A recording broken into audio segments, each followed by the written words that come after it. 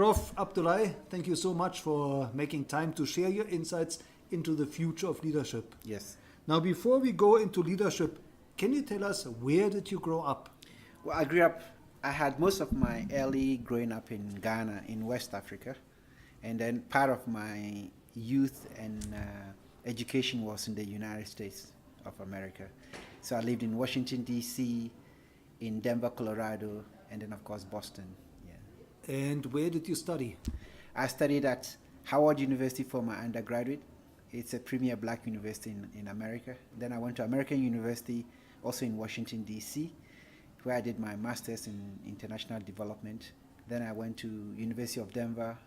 The Graduate School of International Studies is now called, I've forgotten, Madam Albright's father started it, so it's now named after him. So I finished my Ph.D. in international economics there and did my post-doctorate studies in leadership. I did a program in leadership development at Harvard Business School. So as you grew up, what was your dream career? Well, when I grew up, actually, I wanted to be a musician. Interesting, and I could sing and dance, and I thought I was going to be a musician because I was influenced by the rhythm and blues of the African American music in America. And I'd always liked James Brown and others like him, so I wanted to be a musician. Unfortunately, it never happened. Do you still practice today? No, I don't, actually. But I like music, so I have a very huge music collection. And they range from jazz all the way to reggae, all the way to, rock, and of course, classic music also. When I work, I listen to classic music. Can you share with us, as you grew up, what were your sources of inspiration? My sources of inspiration first was my father, because he never went to school. My parents didn't go to school, but he had that integrity about him. He had that working spirit, and he was a leader in his community. So I looked up to him. But personally, my grandfather was a paramount chief. I look like my grandfather. I don't look like my parents. And then my adopted parents also come from the royal family in Kumasi. So on both sides, I had that kind of leadership thing around me. My grandfather, who I looked like, I remember in those days when he was a chief, would call his people together and, they would deliberate on matters. I didn't know that what it was all about, but now that I've grown up, I've connected the dots, and that's how I've seen that leadership is a very important quality. So where did you start your career? I started my career first at the World Bank as a consultant. Then I went to the Bank for International Settlements in Basel, Switzerland, where it's a German part of Switzerland, where I worked as a senior officer. And then I left and I went to Malaysia, where I was the dean, the first African to run a business and law faculty in Malaysia, the Faculty of Business and Law. And then from there, I was headhunted to come to South Africa to run, the UNISA Graduate School of Business Leadership. I was first actually headhunted by Standard Bank. They had built a leadership institute in Morningside, and we went for the interviews in Zurich, Switzerland. And then when I came back, whilst I was waiting, UNISA also called, and I decided to take the UNISA one because it was more challenging. Then from there, I went to Ghana, where we started the African Graduate School of Management and Leadership, which is focusing on leadership, entrepreneurship, and management. Now, before we come to your current position as a founder, can you tell us a little bit about your accomplishments at the UNISA School of Leadership? Well, first when I came to the school, they couldn't even pay my salary for the first 2 months. So Professor Fichana had me provided for me from his budget for the first 2 months. But since then, I turned the school around. I made it one of the best in South Africa. And our turnover was about 150 million a year because I took the school into Ethiopia, into Namibia, into Kenya, Ghana. And we really boosted the image of the school. I have the media background, so we did a lot of advertisements and stuff like that. And I brought in a lot of academics and got the school recognized internationally. And then also we increased the enrollment. We actually really was, what I did, I was satisfied with the fact that we brought the school from zero to where it was before I left. Yes. Now, I believe 7 years ago, Yes. you started up the African Graduate School Yes. in Accra. Yes. What was your vision at the time? I think when you look at Africa, you see that compared to all the, the countries around the world, African countries are beginning to grow, and most of the largest number of countries that are growing are in Africa, and they need good managers. That's one of the things we lack. But also we need good leaders, people that are going to have a vision of moving Africa forward. The paradox of Africa is that it's a very wealthy continent potentially, but also very poor. So to be able to change that equation, you need good managers, good leaders, and good entrepreneurs. The vision, therefore, was not to regurgitate what happens in the business schools and leadership schools in Africa, but to come up with something new, where I wrote a book called African-Centered Management Education, and the focus was on the pedagogy must have African case studies, African leadership theories, African management theories, because that is what we can relate to. Yes, there's nothing wrong with learning from the West, the East, and all that, but we need to be able to build that on an African core. So that was the vision. And also was to be able to use examples within Africa rather than using examples outside, which is what most of the business schools do. Now, if you want people to be leaders and to be entrepreneurs, they need to be able to relate to people within their own environment. So, for example, you've written books on Mandela. If we were going to look at it, I think someone in Africa should write the leadership theories of Mandela, or the leadership, vision of Mandela. Things that people can relate to, And apart from that, there are other African leaders like Kwame Nkrumah that people can write about, Jomo Kenyatta, and so many others who selflessly fought for most of the African countries to get to where it is. The challenge now is for others to move Africa on from where it is, and that is what is lacking, and that was what informed the vision of the school. Can you share with us what were the highlights of the last 7 years of the African Graduate School? Well, the highlights is that pretty much in West Africa, first, we did a lot of training for UNFPA. Most of them are medical professionals working for the UN particular office. But we taught them management. We did seminars for them on leadership. The last one I did was in Guinea-Bissau, which is very interesting. The other thing we did is in Ghana. We've been able to capacitate a lot of companies.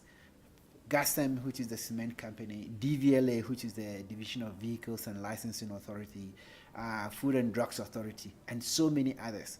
And for me, it is a joy sometimes when I go to the shop and people will see me, hey, Prof, because they were in our programs and they were excited.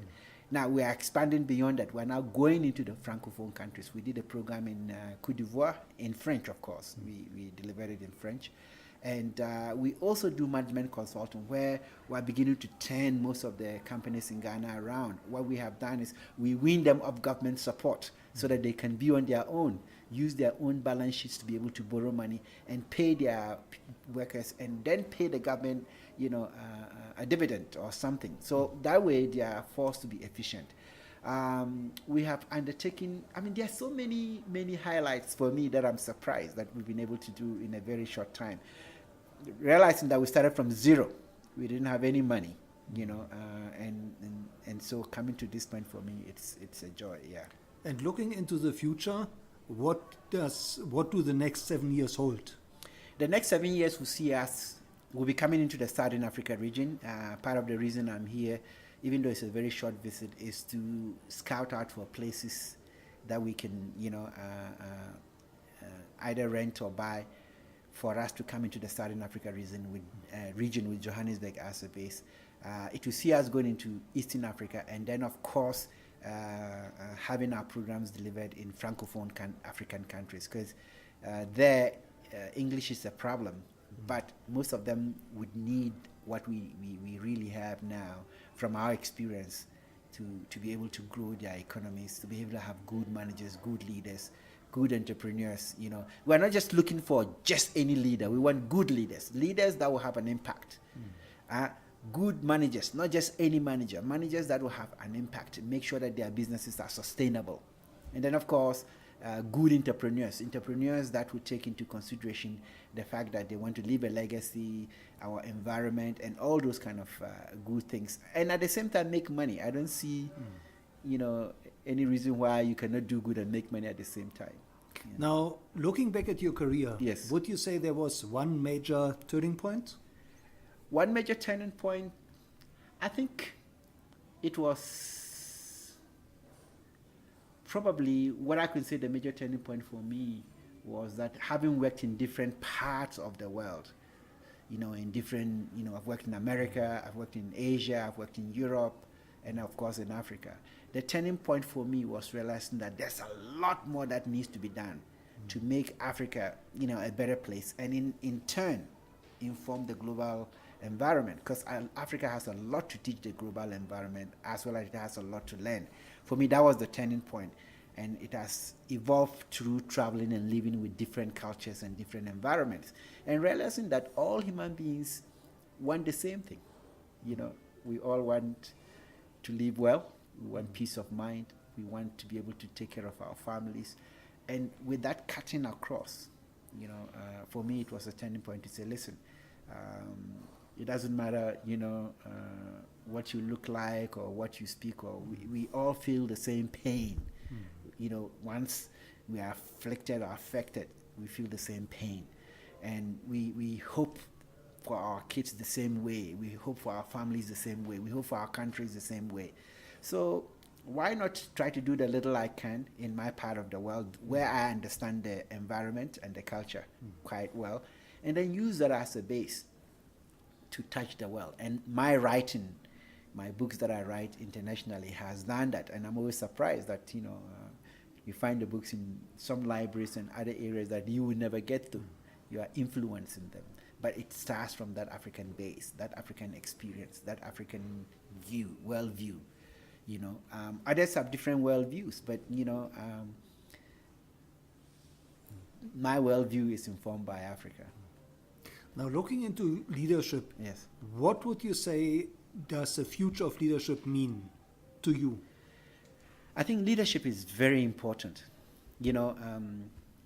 Without leadership, without good leadership, the people perish. And we've seen in African countries why poor leaders have done to, destroy their countries.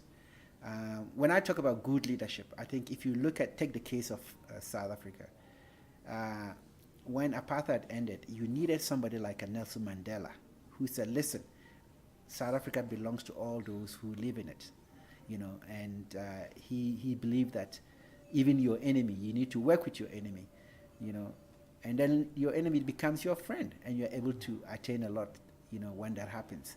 I think that is what I mean. Without good leadership, we're not going to get anywhere. It's the same thing in a family. If the family doesn't have a good leader, the kids will go, wayward.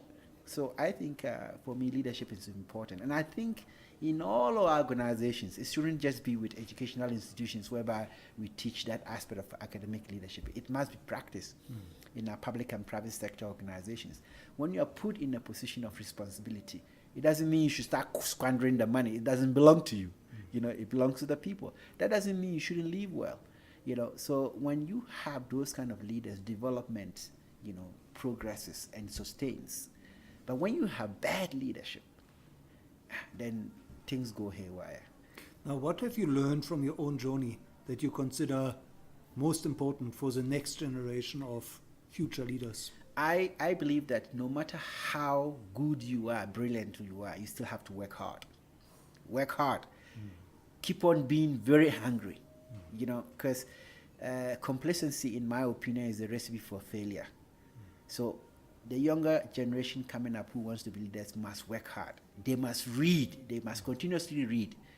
I believe that knowledge is the only factor that doesn't, obey the laws of diminishing returns. You can keep on adding on to your store of knowledge. The second thing I believe is that people must be humble. You don't, when you are in a leadership position, you don't regard yourself as Lord of all creation, so to speak. You must be humble and be brought up. I think, like I say, the most recent person that shows that is Madiba. He was very humble. But apart from that, also, you must be honest. You must have integrity. So these things for me in my leadership journey are very important. Anywhere I've worked, people can say, oh, he's difficult, he's this, but nobody will always say that, oh, he's lazy, he's a thief. No one can say that, because those are not my values. But they can say that, yes, I demand a lot, I expect more out of people, and I don't suffer lazy people and fools. In my leadership dictionary, there is no room for lazy people and people who just want to take advantage of situations rather than working to create. So those are my views moving forward. I will continuously do that. And that's what we also use at the school. When our clients give us work, we go above the call of duty. So they are very happy and they keep us on, they keep on calling us because they know that we will deliver. So hard work, honesty, integrity, and being humble. Now, when you speak to aspiring leaders, Yes. what do you tell them they should focus on for building a future-proof career? First, integrity is very important. See, Doc, if you don't trust your bank, are you going to leave your money there? If people don't trust you, they must trust you first. As a leader, they must trust you that what you say you're going to do, you will do. And during bad times, you tell them the truth so that, you don't sugarcoat things, and at the end of the day, people will find out. They will always find out. So for me, it's very important to always tell people the truth as a leader. But as a leader, don't tell people, do what I say. Don't do what I do. No. If you want to be an effective leader, what you say must be your word. And what you do, people should be able to emulate that, should be able to follow what you do. But you tell people don't smoke, and they find you smoking. It doesn't make any sense. They are going to lose respect for you. You get my point? Absolutely. Yes. Now, Prof, looking at technology, what tools of technology would you advise future leaders should master, should learn, should adapt to? You see, with technology in our stage in Africa, we can leapfrog a lot of stages of development. So technology is very important. However, technology is a double-edged sword. It cuts both ways. If you use it very well, it will help you develop. For example, if you take information and communications technology, looking at mobile phones, in most parts of Africa, rural Africa now, people are using mobile phones to be able to pay things, to be able to check on the prices of products and stuff. Like in Kenya, they use M-Pesa, which is very, effective, and it is helping even rural areas and move up their standard of living. Those kind of technologies would really help us. The other thing that will help us is that if you look at satellite technology, it can help us to be able to sustain where there is environmental degradation, use it to be able to look at, like in some parts now, there are a lot of illegal mining and the environment is polluted. We can use technology in that way. We can also use technology, to cut back on corruption. If everything is paperless and there's minimal human interface, it will reduce or drastically cut back on corruption. You get my point? Absolutely. The other thing you can use technology for is medicine. Telemedicine and others will help people in rural areas to be able to have access to top quality medical work or medical advice without having to go to the big cities and paying so much money. And then, of course, education. So on all aspects that Africa needs to develop, it must employ technology. But it must also be cautious about, the negative consequences of technology. Cybercrime, cyber terrorism, and we've seen it already happening. The elections in Kenya were annulled because the Supreme Court thinks that some people hacked into the system. So these are some of the destructive aspects of technology. But it was supposed to mitigate against people voting twice and so on and so forth. So that is what I think should happen. Now, Prof, when you speak to future leaders, how do you advise them they should master, they should apply social media? And maybe which social media platforms do you advise future leaders should really learn? I think, first of all, it was at Harvard that we were forced to, well, not forced, we were influenced to to register on LinkedIn, which is a professional network for professionals around the world. So that's one of them. I would also think that those who are very interested in social media should have, maybe Facebooks, but they should use it professionally, not, like the way other people are using it. Then, of course, other apps like, WhatsApp is very, very important. You can use it. You save cost. And anywhere you are in the world, once you have Wi-Fi, you can even call and, talk to people using that. There are so many others that you can use. Twitter, So those are the ones that I would recommend for now, but there are so many others. And as technology is dynamic, you pick and choose which ones you want. Obviously, I would say if you're a future leader, if you have a website, great, because it's important to have a website, and people can always have access to you. And then, of course, if you look at it clearly, there are others that think that apart from those that I've mentioned for you, Skype is also very important. I use Skype every now and then to communicate with people outside of Accra, when we have issues to discuss, and it's not very expensive. Now, Prof, you've been a mentor to many present and future leaders. Can you maybe share a success story where you mentored somebody and that person took your advice to heart and achieved significant success? Well, there's so many people. I think it's very, very hard to point to one, because I do it from my heart, so I don't always expect. But there are so many people that I have touched their lives and they've learned from me, and I get a lot of people call me every now and then. So to just say one for me would be not giving credit to the others. But I've touched so many lives, even including some people that are head of states and some that are non-head of states, and young and up and coming people, that I've motivated. And I think at the end of the day, I think I should leave it like that, because there are so many people, yes. Now, when you speak to future leaders, who are the role models you suggest they should study? I think it depends upon the environment. I think, first of all, if they are not from South Africa and other parts, let's say if they are from Ghana, I would say, listen, you need to look at somebody like Kwame Nkrumah, who was able to move the country from colonialism to independence, started a lot of development projects, started universities, but died without amassing wealth, like you see the crazy wealth that is being amassed. If they are not from there, and maybe if they are from South Africa, I would say look at someone like Mandela. Look at what he has done for his country. He died without amassing wealth. He fought for his country, and he went to jail for over 20-something years. And I say, how many of you are willing to do that?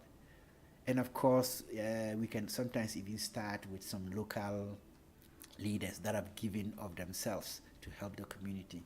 So that's what I always start with. Then I always say, but what about you? What do you want on your tombstone? Because those are things then that brings a challenge to that particular person to look at leadership from the point that, listen, don't think you have to have so much money to influence. It starts with you. And it starts with you knowing yourself and your capabilities and what you can give. You get my point? Absolutely. And that's where I leave it. And then I always say, look, success is not about money. It's about creating wealth. Now, wealth creation is not money.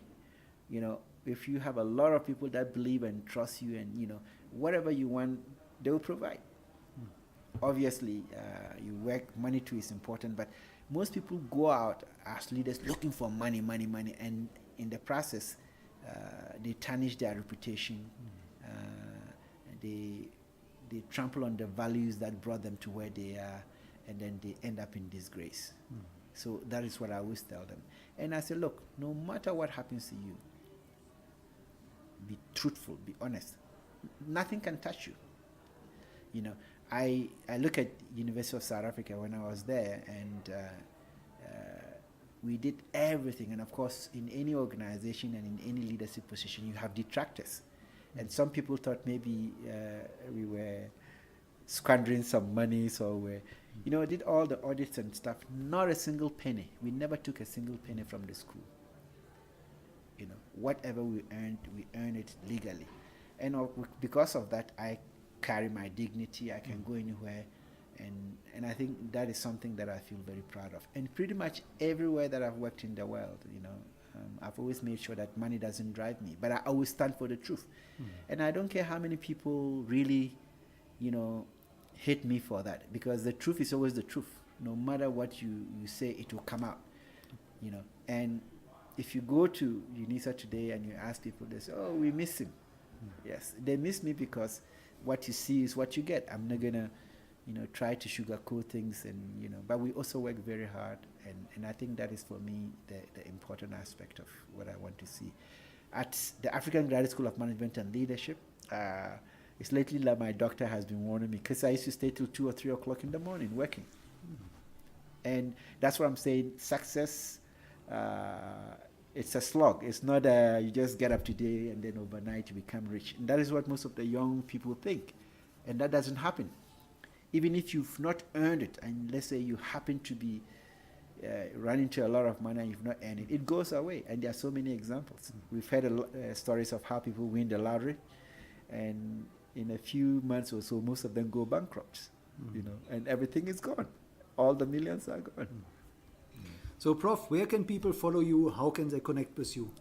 If they want to get in touch with me, they can go to our website, www.africasml.edu.gh, or they can email me at Abdullai, Abdulai, at africasml.edu.gh. Or you can find me on the internet. Just Google me. You will be able to reach me. And which social network would you suggest? LinkedIn. I'm on LinkedIn, yes. LinkedIn, I'm on great. LinkedIn, yes. I use it quite a bit, and I love it. Yes. Excellent. Yes. So, Prof, last but not least, is there one piece of advice that you would really like to give to future leaders and ask them to heed on a daily basis? Yes. I believe that there is always sunshine after rain. So if they are currently struggling, they shouldn't think that is the end. Once it rains, after the rain ends, there is sunshine. But I also believe that no condition is permanent. So those that have made it, they shouldn't be, thinking that by resting on their oars, that this is it. Because it can change. The condition can change. No condition is permanent. So they should always guide themselves for new challenges and new conditions. And finally, there is no substitute for hard work. Well, Prof, thank you so much for sharing your insights and your inspiration. Sure. And thank you for building the future. Thank you. On the continent of the future. Thank you very much also for your contribution in leadership. I've been following your progress, and I've been seeing the books you've written. You've given me a couple of copies, and also with your work on the net. So I want to encourage you and to say keep it up, and God bless you, and all the best. And we look forward to working together in the future. Thank you very much. All the best. All the best to you.